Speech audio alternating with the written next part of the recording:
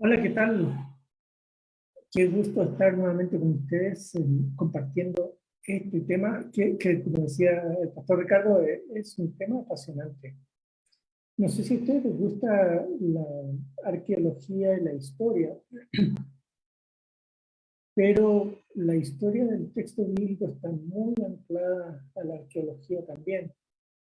Son los descubrimientos a través de los siglos los que nos han ido, sobre todo el siglo XIX para acá, han ido haciendo que el tema de las versiones de las escrituras y cómo tenemos nuestra Biblia en nuestras manos, la podamos disfrutar. Recuerden que en el primer episodio vimos desarrollo tecnológico, cómo pasamos de textos escritos en tablillas de arcilla por muchísimos siglos, y luego eso evolucionó a material de papiro, de la hoja de vegetales que crece en Egipto. Y posteriormente se desarrolló el pergamino, las parches de pieles de animales, principalmente cabras y otros animales de la zona, para estirarlos y sobre eso escribir, siempre en forma de rollo, y luego hacia el segundo siglo de nuestra era empiezan a aparecer lo que conocemos nosotros como los códices o libros.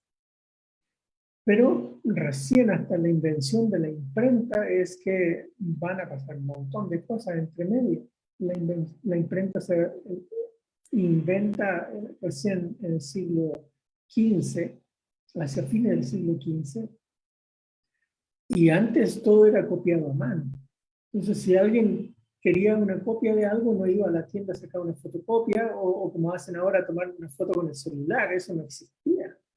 Había que escribir, escribir. Y había personas que se dedicaban a eso, a escribir y copiar los manuscritos, porque había muy poquitas personas que sabían escribir también en la época. Y eso va a ir entonces de la mano de la tradición de la traducción, de la tradición de la copia.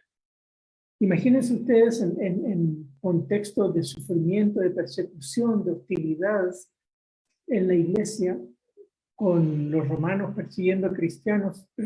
Eso va a generar situaciones complicadas también. Y hoy vamos a mirar entonces el texto bíblico, cómo es que llegó a nuestras manos. Y para ello, volvemos de nuevo a nuestra diapositivas con lo que habíamos trabajado, el canon cristiano de las escrituras. Entonces, fíjense que con el canon tenemos las primeras cosas que vamos observando. Con el canon es que nos encontramos con el imperio, el mundo cristiano, en el primer siglo. Lo que está en líneas rojas, ahí ustedes pueden mirar en el mapa, es lo que realmente va a ir haciendo que sea romano o no romano. Lo que está fuera de las líneas rojas es fuera del imperio, y lo que está dentro de las líneas rojas es el imperio. Y los cristianos vivían en ambos lados. Así que van a ir viviendo de distintas maneras las hostilidades, la persecución, y cómo van siendo preservados los textos. Ahora, algo que llama la atención es que, como les decía, del siglo XIX para acá, se han ido haciendo hallazgos muy importantes. Porque en el siglo XVI, contando un poquito, Erasmo de Rotterdam tenía él unas copias hasta ese punto la Biblia solo existía en latín, en el mundo cristiano. En griego no había mayores cosas. Cuando Martín Lutero y Juan Calvino entran en escena en el siglo XVI, prácticamente todo estaba en latín. Pero había algunos manuscritos que llegaron a las manos de Erasmo de Rotterdam, en Holanda, en los Países Bajos, y él los puso juntos. Eran como 5 manuscritos y los puso juntos y se dio cuenta que había diferencias entre los manuscritos. A veces tenían una palabra más larga, una palabra más corta, le faltaba una letra o tenía una palabra diferente, qué sé yo. Ese tipo de cosas fueron pasando en esos días de Erasmo, y él empezó a armar algo que llegaría a ser una tradición, la de los manuscritos. Pero todos esos manuscritos que él tenía eran manuscritos que hoy llamamos bizantinos, manuscritos que estaban ahí mismo en los monasterios y que algunos creyentes que huyeron de la caída de Constantinopla en el lado del Imperio Otomano, perdón, del Imperio Griego, eh, ellos huyeron hacia el oeste y trajeron consigo manuscritos, y eso fue lo que gatilló todo este procedimiento de comparar manuscritos griegos. Algunos de esos manuscritos tenían el Antiguo Testamento, otros manuscritos tenían solo el Nuevo Testamento. ¿Se acuerdan que les había contado que la Biblia por muchos siglos fue el Antiguo Testamento leído en griego? Pues estos manuscritos que se fueron encontrando también eran de esa época, y de ese tipo de manuscritos, con los textos incluyéndose las cosas ahí. Entonces, luego con la época napoleónica, diría yo, que es donde más se da el desarrollo de los descubrimientos. Por ejemplo, uno de los descubrimientos más fabulosos de la época de Napoleón fue una piedra que se llama Rosetta. En esa piedra está escrita como en 3 idiomas, y los historiadores no sabían leer los jeroglíficos, no tenían idea de cómo leer ni las lenguas semíticas, no sabían. Sabían latín, sabían griego, pero no sabían los otros. Y cuando se descubrió la piedra Rosetta, vieron que el mismísimo texto estaba en los distintos idiomas. Entonces les ayudó para darse cuenta que eran la misma historia, porque sabían latín y griego y podían compararlo, que eran la misma narración en 2 idiomas, y con eso retrocedieron a los jeroglíficos para poder descifrar qué significaba. Y eso abrió un mundo, porque ahora se podían leer textos antiguos en otros idiomas del mundo antiguo, y se abrió un universo. Pero de eso estamos hablando de inicio de 1800. Imagínense. Entonces, poco a poco se fueron descubriendo cosas durante el siglo XIX en toda esa zona. Y se fueron encontrando manuscritos también. Vean, podemos hablar de manuscritos en varias zonas. Por ejemplo, aquí en Alejandría, en esa zona de Egipto, es seca, casi no llueve, desérticos. Ahí, ustedes se imaginan con las pirámides, como todo seco, ¿no? Ahí se descubrieron manuscritos muy, muy antiguos. O sea, hay manuscritos, incluso trozos de manuscritos de papiro, el papel vegetal, del siglo II, incluso de fines del primer siglo, de distintos textos, que son parte de lo que hoy conocemos como el Nuevo Testamento. Y también se descubrieron manuscritos completos de toda la Biblia, incluidos incluso libros que hoy llamamos deuterocanónicos, también hay en ese tipo de manuscritos. Así que fueron muy valiosos los manuscritos que se descubren en Alejandría. Pero no fue el único lugar. También en Occidente, que sería donde estaba Hipona en África, y al otro lado, o Cartago también en África, y al otro lado Italia. Toda esa zona occidental también se fueron descubriendo manuscritos, un poquito más tardíos, quizás siglo III, final del siglo III, siglo IV de esa época, y también no solo en griego, también en latín se fueron encontrando manuscritos en esas zonas. Y también manuscritos en esta otra zona. Esta otra zona se llama Bizancio. Esa zona es donde más manuscritos se han encontrado a través de la historia de la Iglesia. Y se han encontrado básicamente en monasterios, donde los sacerdotes se dedicaban a copiar los manuscritos para preservarlos. Esos se conocen como los manuscritos bizantinos, los que se descubrieron en esta zona. Una característica que tienen estos es que, bueno, retrocediendo un poco, los alejandrinos y los occidentales fueron copiados en épocas en que el cristianismo todavía no era la religión oficial del imperio. Así que eso significa que los cristianos no iban a estar libres para copiar o viajar de un lado a otro. Había persecución. Pero los textos bizantinos abundaron y se copiaron luego que la iglesia fue declarada la iglesia del imperio. Y a partir de entonces, muchos manuscritos se fueron encontrando en esta zona. También hay unos pocos manuscritos en esta zona de Cesarea que tienen sus propias peculiaridades, pero también son manuscritos antiguos. Así que ahí tenemos riqueza de textos antiguos y que podemos aprender de ellos. Con todo eso, fíjense que más o menos así va la historia. La iglesia vive en el primer siglo, ¿no? Y durante el primer siglo, entonces se escribe los textos que hoy llamaríamos originales del Nuevo Testamento. En el caso del Antiguo Testamento ya vimos que son mucho más antiguos, ¿no? Y ya venía una tradición de copiado, y se llega a esta época en que los cristianos tienen sus textos y van usando la Septuaginta como su Biblia. En el siglo segundo es que ya empieza a darse estos lugares más identificados, Alejandría y Occidente, y también Cesarea. En esa época es donde más se han encontrado manuscritos de esas regiones que tienen sus propias características. Ya hacia el siglo IV, cuando el imperio está unificado y en paz, empiezan a uniformarse el tipo de textos.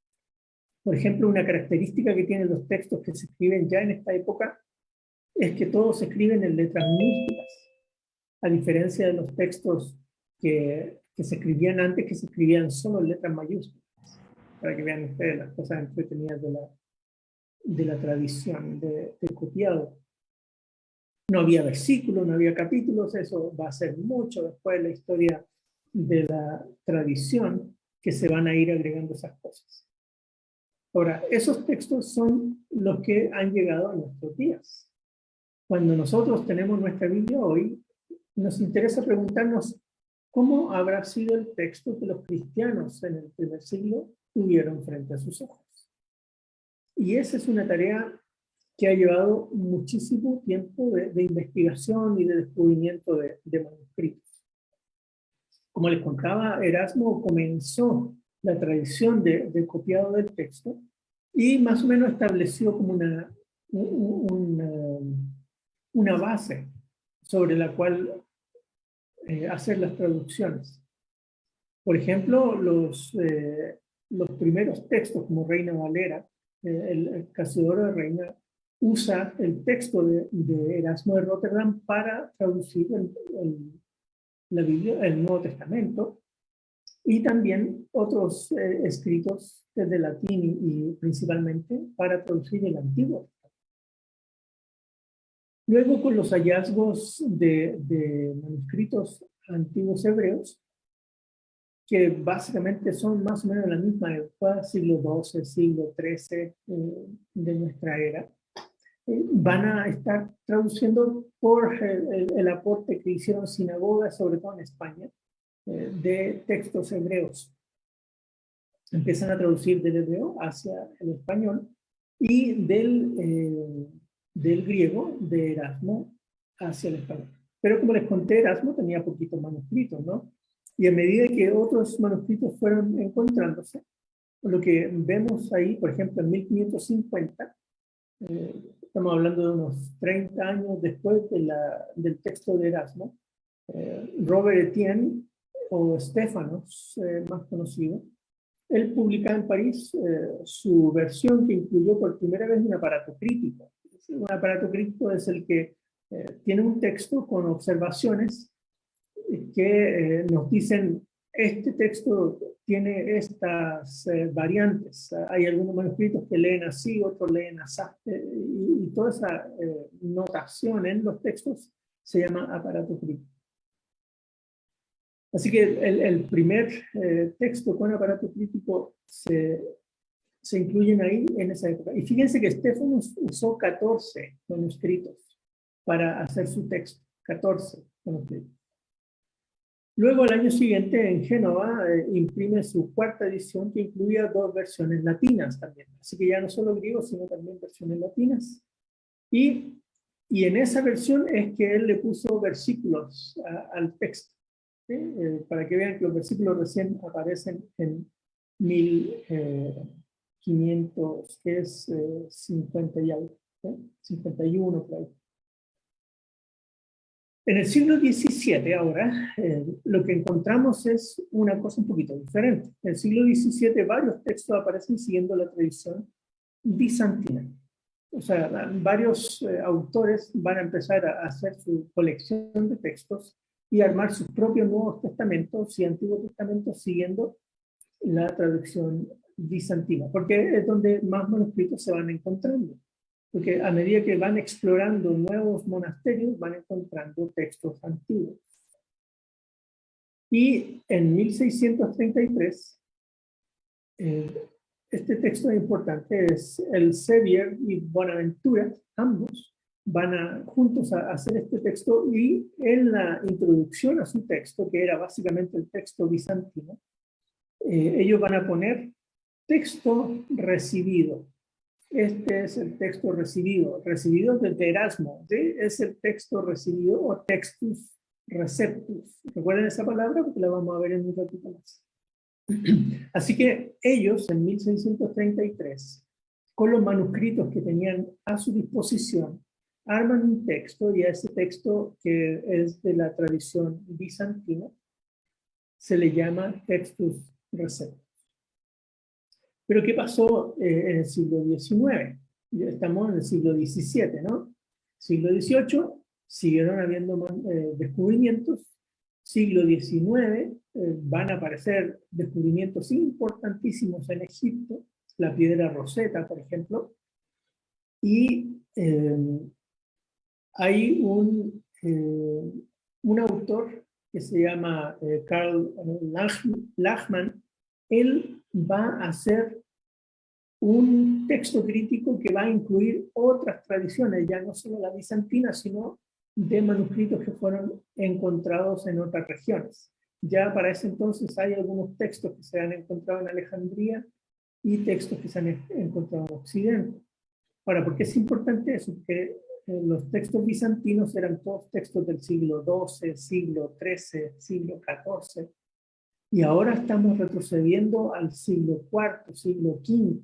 Vean qué importante el avance en el descubrimiento arqueológico de textos antiguos.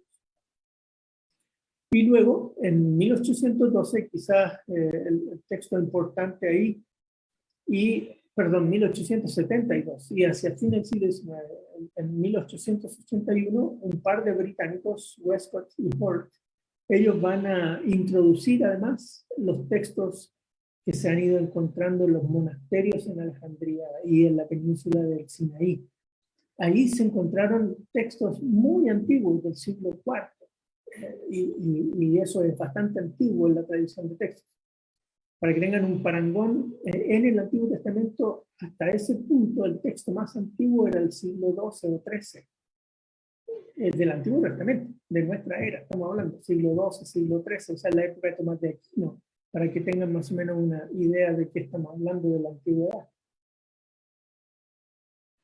Y lo que vemos entonces es que las versiones en español se van actualizando sobre la base de esos textos cotejados, pero empieza a pasar un fenómeno. Y aquí empieza a haber una separación de tendencias. Los textos van a ir teniendo diferencia en cómo se comparan, se cotejan. Por ejemplo, ¿qué es más importante? ¿Tener muchos manuscritos que dicen lo mismo o manuscritos antiguos que tienen otro tipo de lectura? Esa es una pregunta importante que podría haber. Imagínense que estamos en la iglesia y el pastor Ricardo dice, bueno, hermano, agarren papel y lápiz y escriba lo que voy a dictar. Y él se pone a dictarnos a todos nosotros. El domingo habíamos 150 y algo de adultos. Entonces nos dicta el texto y todos copiamos. Algunos van a escribir con falta de ortografía, otros no le van a poner tilde y cosas así pasan, ¿no? Pero ahora tenemos 150 y tantos manuscritos de las palabras del pastor Ricardo. Así que importa el número de manuscritos que dicen lo mismo, más o menos, o importan los manuscritos antiguos. Importan las dos cosas, pero ¿cómo armonizar eso? Esa es una pregunta que va a seguir en debate y va a hacer que haya una tensión un poco entre autores. Entonces encontramos una tendencia de traducción. Y eso es importante que ustedes tengan claro porque eso nos va a ayudar a entender por qué las versiones que tenemos. En el Antiguo Testamento y en el Nuevo Testamento va a haber cosas distintas. En el Antiguo Testamento lo que observamos es que la tendencia, y siguió esa tendencia hasta hace poco tiempo atrás, era usar un manuscrito que se llama Leningradense, porque está en la Universidad de Leningrado, y ese texto es el texto hebreo completo más antiguo que se tenía hasta ese punto, siglo XII. Incluso la tradición del leningradense se puede traer incluso hasta el siglo IX, más o menos. Hay algunos manuscritos de esa tradición siglo IX de nuestra era. Eso es lo más antiguo que se tiene. Pero a mediados del siglo pasado se descubrieron en el sur de Israel, en un lugar cerca del Mar Muerto que se llaman las cuevas de Qumran, muchísimos textos antiguos, antes de Cristo. Y están todos los textos del Antiguo Testamento, excepto el libro de Esther, pero están todos los demás. Así que imagínense brincarnos del siglo X, siglo IX, al siglo I antes o siglo II antes de Cristo. Eso sí es un salto importante en manuscritos. Pero ¿cómo hacemos para cotejarlos y ver si tienen las mismas lecturas? Hay que hacer un trabajo de erudición, de exploración arqueológica, de poner eso en computadora y luego expertos en los idiomas analizar los grafos. Es una cosa pero fabulosa la que han hecho ellos. Y luego eso pasa a comités de traducción en los distintos países del mundo. Entonces, los lingüistas que trabajan en traducciones en el Antiguo Testamento, hasta hace poco tiempo atrás, trabajaban sobre la base del manuscrito leningradense, un solo manuscrito. La BH4 o el texto masorético, también se le conoce, a ese texto, el masorético, es básicamente un solo manuscrito que se compara con algunas cosas en Isaías, básicamente, nada más. El resto, todo de Génesis a Malaquías, es solo un manuscrito. En cambio, en el Nuevo Testamento, lo que tenemos es un poco diferente. Hoy por hoy, desde hace unos 20, 30 años, se ha estado trabajando en lo que se conoce ahora como la Biblia hebraica quinta. Quinta porque el leningradense es la cuarta, y la quinta, la que se está trabajando ahora, ya tienen todos los textos que aparecieron en Qumran, ya están digitalizados, están estudiados, analizados, y ahora se pueden proteger. Entonces, los eruditos en el Antiguo Testamento siguen trabajando en la producción de la Biblia hebraica quinta. Todavía no está completa. Yo tengo en mi computadora el Pentateuco, el libro de Ruth, los Salmos, Isaías, pero no están todos. ¿Sí? Siguen trabajando en ese cotejo. Es un trabajo súper minucioso que lleva mucho tiempo. Y después, sobre esa base de esa Biblia, vienen las traducciones a nuestros idiomas, porque primero hay que asegurarse cuál es el idioma en el Antiguo Testamento hebreo y arameo, ¿no? Y luego entonces, ¿cómo poner eso en español? Lo mismo se observa en el Nuevo Testamento. En el Nuevo Testamento la cosa es un poquito diferente porque lo que se tiene desde un comienzo es el cotejo de manuscritos. Hoy por hoy estamos hablando de más de 5.000 manuscritos en el Nuevo Testamento. 5.000. ¿Sí? Eso es un montón. Claro, no todos los manuscritos tienen todo. Hay manuscritos que son unos poquitos versículos de, qué sé yo, de Marcos, unos 3 versículos de Juan, cosas así. Pero hay otros bien completos. Y estos manuscritos egipcios que les decía yo son los más completos, más antiguos que tenemos. Ese se llama el códice, o sea, el libro alejandrino, vaticano, sinaítico, y el manuscrito Besa, Besa con Z. Esos manuscritos son, los 3 primeros son del siglo IV y el último del siglo V. Y occidental, completos, o sea, Antiguo Testamento, Nuevo Testamento y algunos otros textos que ya hemos visto en nuestras lecciones pasadas, que estaban metidos ahí también en las Biblias cristianas. Así que tenemos todo eso en el Nuevo Testamento y se nos forman 2 tipos de tradición de traducción. La mayoría, y vamos a ver eso en un instante, siguen lo que Sociedades Bíblicas está haciendo con su base en Alemania, que es un cotejo de toda la evidencia, de todos los manuscritos, y ahí van trabajando. Y sobre eso elaboran un texto que se conoce como SBU o NA, ¿sí? Nestle Aland o SBU por Sociedades Bíblicas Unidas.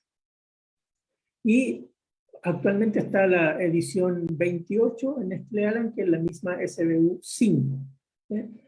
Nuestras Biblias en español casi todas se usaron con la SBU 4, o sea, la versión anterior. La SBU 5 salió hace como unos 5 o 6 años atrás apenas. Entonces, recién las nuevas versiones van a estar reflejando ese texto. Y también hay otra tradición que no entiendo todavía por qué. Ellos piensan que el texto que debemos tener en nuestras Biblias en el Nuevo Testamento es el texto de receta, ¿sí? O sea, la tradición bizantina. Y asumen que donde hay más manuscritos, esa es la versión original más probable que hubo en el primer siglo. Eso es difícil de probar, sobre todo con cotejos y hallazgos arqueológicos, estudios lingüísticos, paleográficos y un montón de cosas que hoy por hoy no tiene mucho sustento. Así que son poquitas versiones en el mundo que optan por el Textus Receptus. La mayoría, digamos el 90 y tanto, casi 98, 99% de las traducciones en el mundo siguen los textos de sociedades bíblicas en el Nuevo Testamento. ¿Qué pasa en español? En español, en Antiguo Testamento, como es de esperarse, todas nuestras versiones, todas, siguen la BH4. ¿Sí? La BH5 está muy todavía en pañales, en proceso. Así que cuando uno mira diferencias de traducción en las versiones en el Antiguo Testamento, se debe no a problemas de manuscritos. Se debe a que el hebreo no tiene los tiempos cronológicos asociados a las formas verbales. Da para entretenerse en otra lección, ¿sí? Pero para que ustedes sepan, los tiempos cronológicos están vinculados a otras cosas del contexto, no a las formas verbales. Uno está acostumbrado a pensar, no, pero si el verbo es en presente, en pasado, en futuro. Sí, pero eso es en español, no en otros idiomas, ¿sí? Entonces, eso hace que, por ejemplo, en la poesía, sobre todo, a veces uno no sabe si el poeta está refiriéndose a algo en el pasado o algo en el futuro. Y por eso, si cotejan versiones de la Biblia en los Salmos, es donde más variantes van a haber, proverbios, todo lo que es poesía, es donde más se da ese fenómeno. Y yo esperaría que la próxima década aparezcan Biblias en español que usen la BH5 como base. ¿Sí? No hay mayor diferencia. Hoy estuve conversando con Ismael Ramírez, un maestro erudito en el Antiguo Testamento en el seminario, y él me decía que realmente no hay mayores diferencias. Sí hay algunas diferencias en formas verbales, en cositas por aquí y por allá, pero no grandes diferencias entre la BH4 y la BH5. En el Nuevo Testamento es donde más variantes tenemos. Lo que sabemos hasta el momento, como les decía hace un rato, la SBU-NA, todas las versiones recientes, sin excepción, siguen el texto de Sociedades Bíblicas. Y como les decía, siguen el texto de Sociedades Bíblicas, la edición 4, porque es la anterior. Las versiones de la Biblia, por ejemplo, este año, si Dios quiere, estará saliendo a publicación la nueva versión internacional, versión 2022. Y tengo un amigo que estuvo trabajando en la traducción del Nuevo Testamento y él me contó ahí que ellos estaban usando en la SBU 5 para la traducción del español, del Nuevo Testamento. Así que ya hay versiones que están incorporando estos nuevos hallazgos. Solo para ilustrarles, en el texto de Santiago, que es el que más conozco, entre la SBU 4 y la SBU 5 solo hay 6 pequeñas diferencias. Diferencias que el verbo, por ejemplo, está implícito en la versión 5, en la versión 4, y en la versión 5 se pone manifiesto mejor el verbo para que quede más clara la traducción, porque el texto griego más probable parece que incluye el verbo. Cosas así. O un artículo por aquí y por allá. Son cosas menores, pero básicamente el texto se mantiene. Y la tradición Reina Valera sigue el textus receptus, el texto mayoritario, pero no siempre, interesantemente eso, no siempre. Así que por eso de vez en cuando vamos a encontrar diferencias de traducción. Hay algunas personas alarmistas por ahí que han dicho, no, es que la nueva versión internacional le está quitando un verso a la Biblia. Uno debería preguntarse, ¿no será al revés? La Reina Valera le está agregando pedazos a la Biblia. Porque da para los dos lados el argumento. ¿Sí? Lo que estamos teniendo es que hay tradición de traducción diferente. El texto griego que están usando de base es distinto. Distinto, digo, el 97-98% del texto es el mismo. Son pequeñas variaciones por aquí y por allá. No son cosas grandemente significativas. Y ahí están las versiones de la Biblia. Esas son las diferencias que hay. Otras diferencias sean por cuestiones de estilo, clarificación. A veces la forma verbal es ambigua. Le contaba a mi esposa, por ejemplo, que en Colosenses 2, por ahí, dice que Dios triunfó sobre el mal derrotando a las huestes de maldad. Y dice, venciéndolos en él, ¿sí? Por poner eso en español. El problema es que cruz en griego también es masculino, y no queda claro si ese versículo se refiere a la cruz o se refiere a Jesús. Entonces, por eso Reina Valera, por ejemplo, traduce triunfando sobre ellos en la cruz. Y otras versiones traducen triunfando sobre ellos en él, o sea, en Jesús. Pero la ambigüedad se produce porque el griego, el pronombre ahí es ambiguo porque es masculino singular, pero se puede referir a la cruz o se puede referir a Jesús. ¿Sí? Ese tipo de detallitos de vez en cuando uno los encuentra, pero no tiene nada que ver con manuscritos, tiene que ver con la ambigüedad a veces de la forma verbal o del verbo o del pronombre. Esas cosillas pasan. ¿Sí? Pero eso en términos generales es lo que podría contarles sobre las versiones en español. La mayoría, como les digo, en español, de Antiguo Testamento todas siguen la Biblia hebraica Stuttgartensia, la BH4.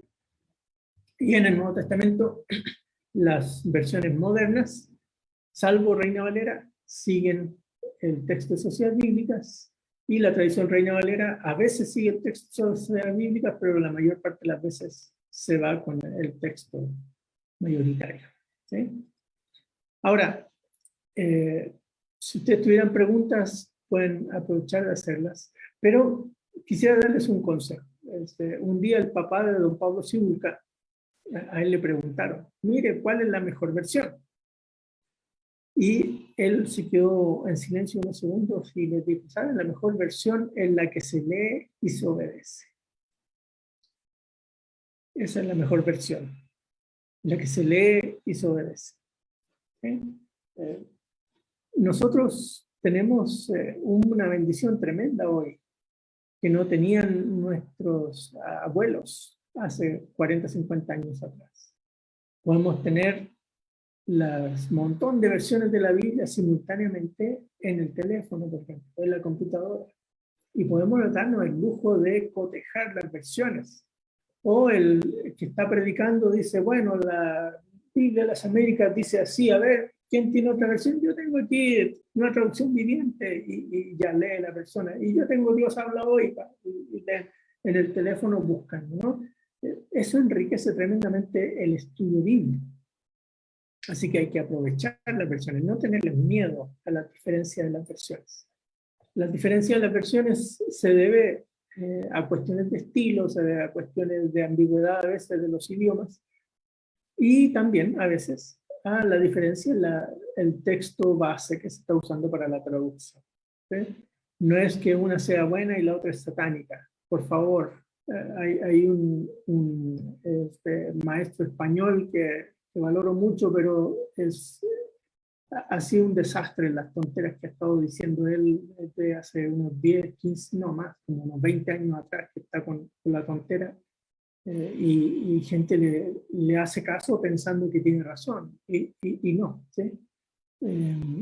No hay que asustarse.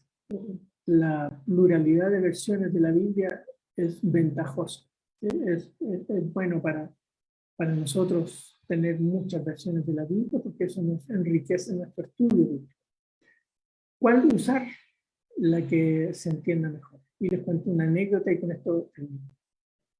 Hace años atrás, cuando recién salió la nueva versión internacional, yo trabajaba en otra iglesia y por el metamercado, y le regalé la Biblia a un joven. Tenía como, en ese entonces él, como unos 14, 15 años, el chico.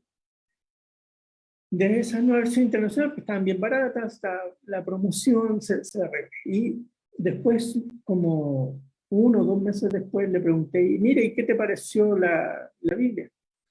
Y me dijo él, ahora la entiendo. Y eso me impactó mucho, porque me acuerdo de la propaganda que tenía la Reina Valera 95. Decía, si usted cree que enjugar es sacar jugo, lea Reina Valera 95. ¿Sí? Claro, enjugar es secar, pero ¿quién dice hoy voy a enjugar mi rostro? Nadie, ¿cierto? Pero cuando se escribió la Biblia en los fines de los 1950 y sale publicada en 1960, esa era una palabra común que la gente entendía, pero nadie entiende esa palabra. Entonces, las Biblias son ricas, dinámicas y son hijas de su época. Por eso hay que estar permanentemente haciendo nuevas versiones en español, porque nuestro idioma va cambiando también.